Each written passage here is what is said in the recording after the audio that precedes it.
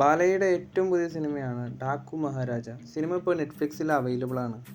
ഈ ഒരു സിനിമ ഭീകര തിയേറ്റർ എക്സ്പീരിയൻസ് തരുന്ന ഒരു ചിത്രം തന്നെ ആയിരുന്നു. പക്ഷേ കേരളത്തിലൊന്നും വമ്പൻ റിലീസിലൊന്നുമല്ല ഈ ഒരു സിനിമ എത്തിയത്. അതുകൊണ്ട് തന്നെ പലരും ഈ ഒരു സിനിമ തിയേറ്ററിൽ കണ്ടിട്ടില്ല.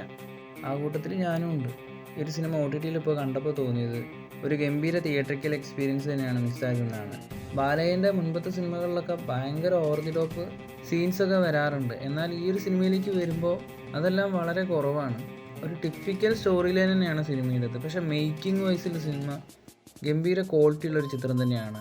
ഈ ഒരു സിനിമയുടെ സിനിമാറ്റോഗ്രാഫി ആയാലും ഡയറക്ഷൻ ആയാലും എല്ലാം കിടലിനായിട്ട് വന്നിട്ടുണ്ട്. തമൻ്റെ BGMൽ ബാലയെ വരുമ്പോൾ ഒരു ഗംഭീര എഫക്റ്റ് തന്നെയാണ് സിനിമയിൽ.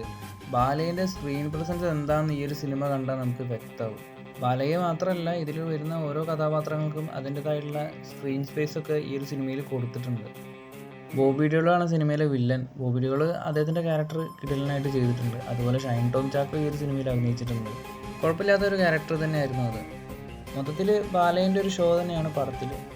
ബോബി കൊള്ളി എന്ന് പറഞ്ഞൊരു സംവിധായകനാണ് ഈ ഒരു സിനിമ ഡയറക്റ്റ് ചെയ്തിരിക്കുന്നത്. ഇതുവരെ കണ്ട ബാലയ സിനിമകളിൽ നിന്ന് വളരെ വ്യത്യസ്തമായിട്ടുള്ളൊരു സിനിമ.